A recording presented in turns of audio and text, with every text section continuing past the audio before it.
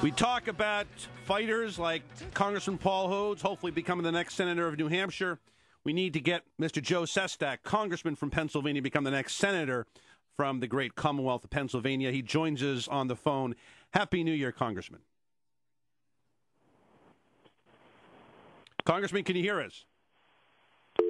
Well, he was there. That's the world of cell phones, folks. Well, I tell you, about 10 minutes past 9 o'clock here in Quincy, Marina Bay, Massachusetts. And I tell you, I am really impressed by what Governor Patrick had to say about how we can have green jobs. And I think that, to me, is an important piece of the future of this Commonwealth. And it doesn't have to be, as he said, PhD kind of jobs. It can be people who have a bachelor's degree or who have gone through a training program to do this.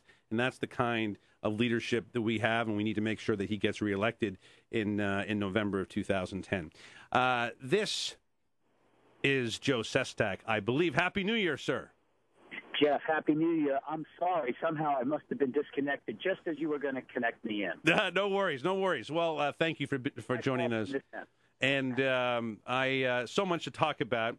I want to get your thoughts, because last time we talked, it was a horrific day, the Fort Hood situation. And look, we have in this country, I think, done two things wrong, in my view. We have put too much emphasis and given too much money and too much power to the CIA and to establishments like that, and have lost the respect and have not given enough money, to our friends in the military. Now, you have been involved in the defense world. You've been involved as a military hero, in my view. Tell us where we are today in terms of, having a foreign policy that utilizes the military but doesn't abuse it, that works, that gives the CIA the ability to do what they need to do, but they don't abuse it. And I'm just trying to get a feeling, because you understand this better than most because of having the time that you spent. Give us your impression today of what we have to do to unify this, because there are some issues that we need to go over. Yes, I think the last term you used was the critical missing ingredient: unify. If anything, I noticed as we turned away from a Cold War mentality that actually still existed at 9/11, to where our military was still basing itself upon how many ships, quantity of aircraft, rather than what's the capability, what's the information and the knowledge I need to apply those means of war, rather than I've just got a bunch of ships.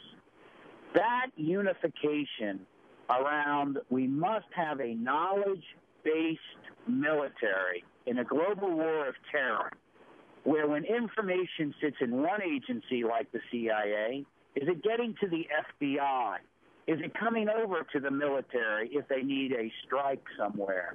And that's what I think you saw the failure to be in this latest incident of the plane that had the recent terrorist attempt. The information was there.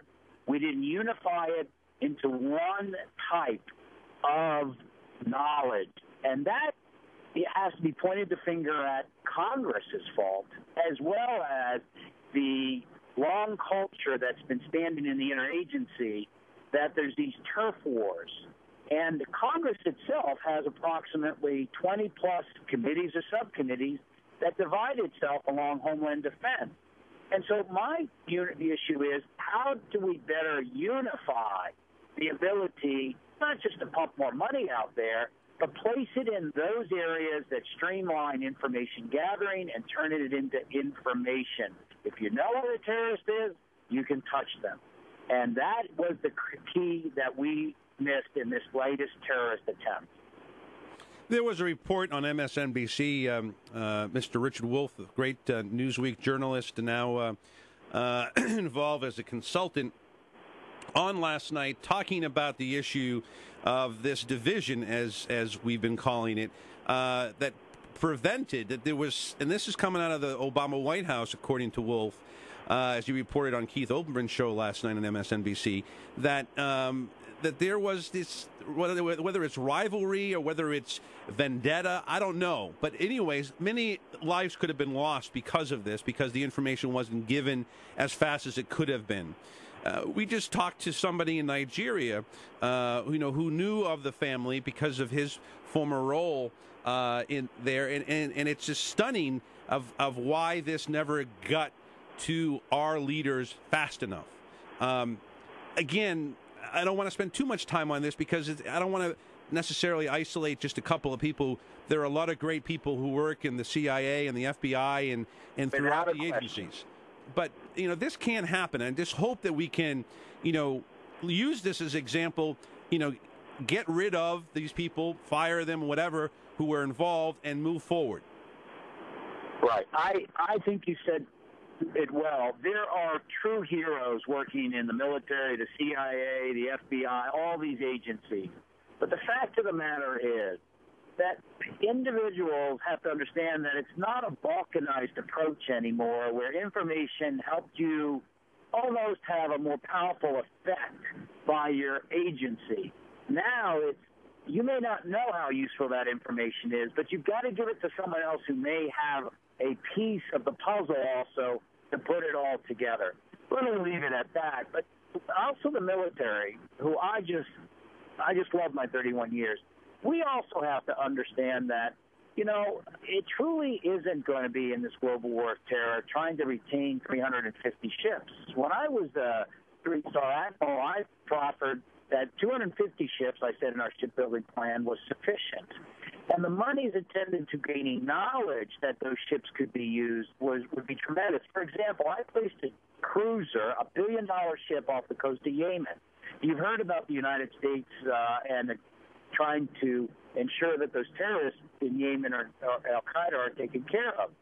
But I had to put a billion-dollar ship there waiting for a satellite to give us a GPS coordinate to try to target a potential terrorist.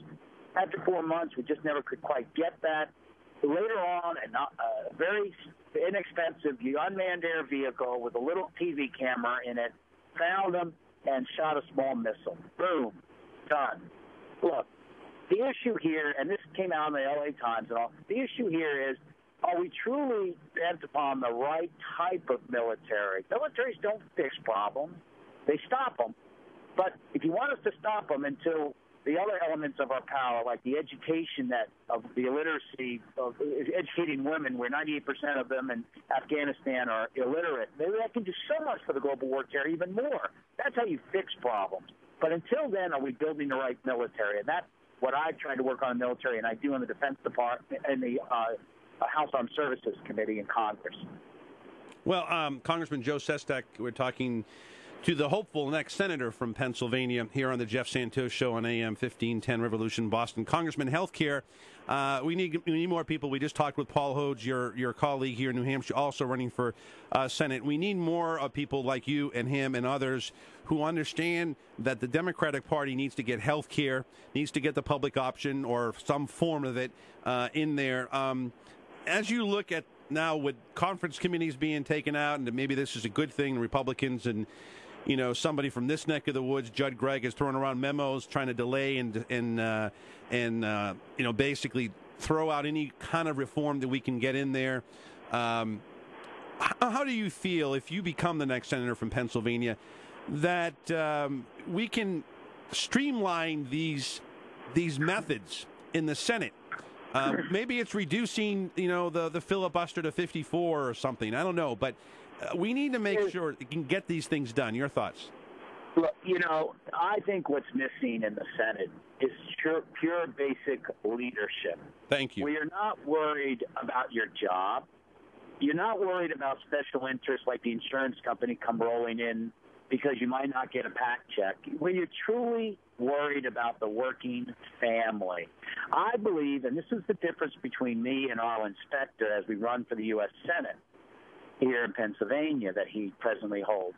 He stopped the Clinton health care plan in 1994. Just stopped it cold and hangs a trophy of the poster board he took around the nation to derail it as a trophy in his office. And over the next 15 years, as 10 million Americans lost their health care insurance, he did nothing. Now, he went around this last type of the last 5 or 6 months saying, everything's on the table. Well, wait a moment.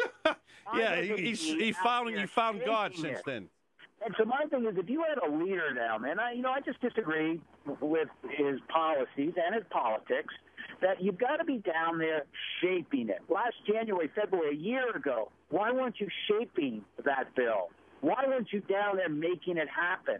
There's so many things that are not good in the Senate bill that are going to begin to discriminate against working parents because it actually incentivizes businesses because of its employer mandate to hire single people over family members. Let's be fair and change that. Some of these things could have been just worked hard if you weren't saying everything's on the table, but you're shaping it. So where I come through, and unfortunately I have to leave right after this, and I'd love to come back. Yes, but, always.